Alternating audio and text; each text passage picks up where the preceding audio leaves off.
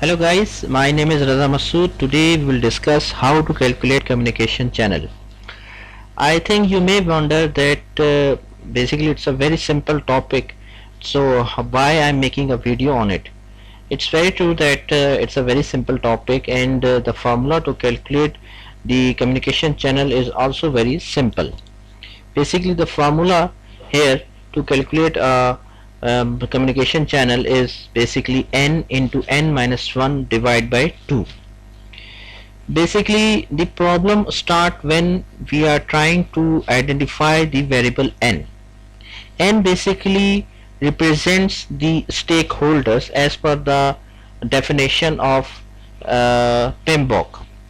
Now here the confusion starts, because when we are trying to calculate the n, the question arises that when do we need to include the project manager or project sponsor or project team, because PMBOK is saying that n basically represents the stakeholder. So let's have a look at the definition of a stakeholders. When we think about a stakeholder, we have multiple layers of stakeholder. The main layer is basically the core team or core team of project. On top of that, the project sponsor, who is basically the owner of the project. Then you may have many people who are basically interacting with the team, with you or team, and they may have interest in your project. So these all are your stakeholders. So when you are considering the variable n, you have to consider all these types of stakeholders. Basically we want to identify who are the parties, who are the individuals or groups communicating with each other. So if you have parties, individuals, entities or groups who has to communicate with each other, you have to consider while calculating the value n. Let's have a look at about an example. Here two entities or two individual or two groups can have only one communication channel. Okay, so if we have two individuals or groups, you can see that only one communication channel they may have. If we put these values into the formula, so 2 multiplied by 1 and divide by 2, so answer is 1. So 1 is the only one communication they may have if we have two entities or two groups. Let's assume that you have many communication channel, or many people are interacting with each other. Let's assume that you have two entities or two groups talking or communicating with each other. You can see from here they can interact each other in this manner, and also they can interact with each other in this manner as well. Let's put into the formula. So 4, where you can see for 4 entities here, so 4 multiplied by 3 divided by 2, so the answer is 6. So 6 communication channel they may have. From this figure you can also calculate like 1 2 3 4 and then 5 and then 6. So these are there are only 6 communication channel possible between these 4 entities.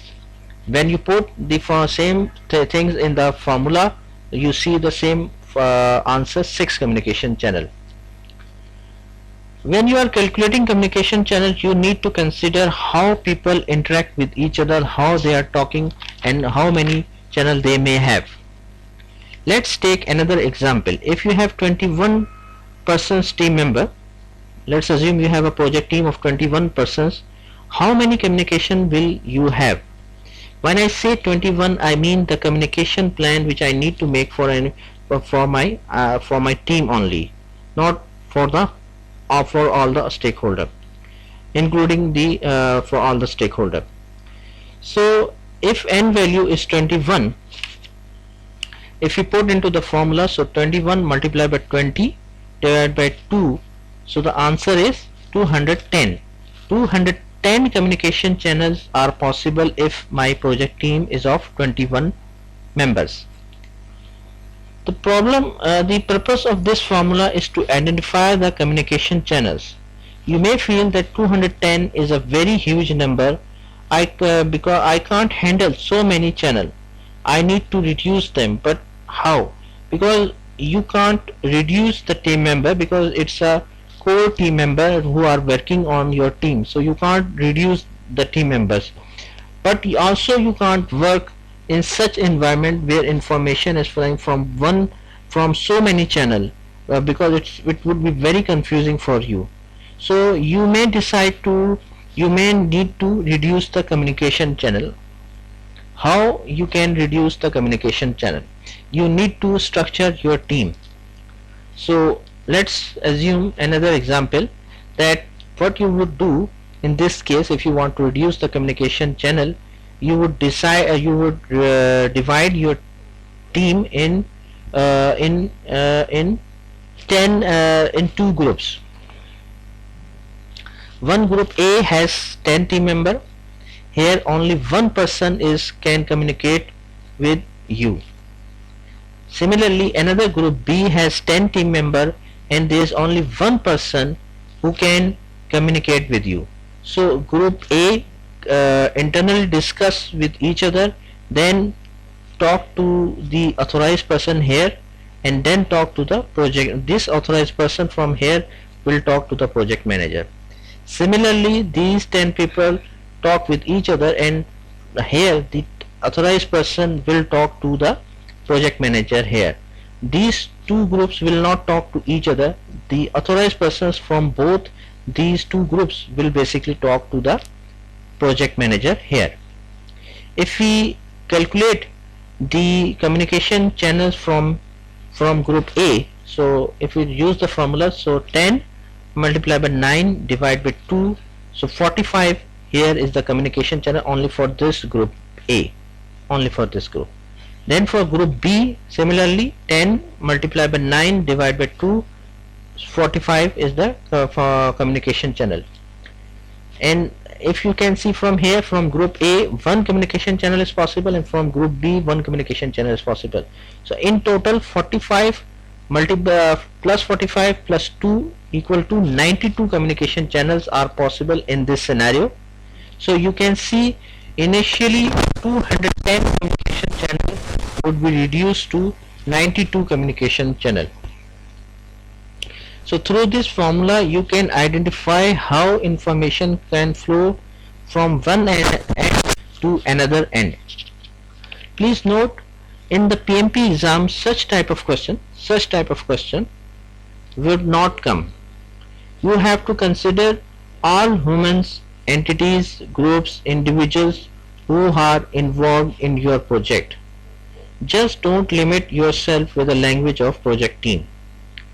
Also, please note that in PMP exam approximately 2 to 3 questions will definitely come. These would be very simple questions in which you have to use the formula of n into n minus 1 divided by 2, and you have to answer. So these are very simple mathematical questions, and short questions are there. If you have a good concept that how to calculate the variable n, you will definitely give the right answer. So in the communication channel I would suggest that as per the exam it's necessary that you have a good concept of variable n, like how to calculate the stakeholder, but also it is important that whenever you go to the ground level or you have to handle the project, so it's necessary that you have a good knowledge about stakeholders, that how many communication channels are possible, because in the real scenario when you are handling a project and you have to deliver a project successfully, you have to make communication plans also. So when you have a good knowledge of stakeholder, you can communicate with your team in a better sense as well, because you know how many communication channels you have and how to communicate with them. So that's all from my side. Thanks a lot for your time. I think you may like this video. If you have any question, please do ask from me. I will try my best level to answer you. Thanks a lot for your time, and that's all from my side.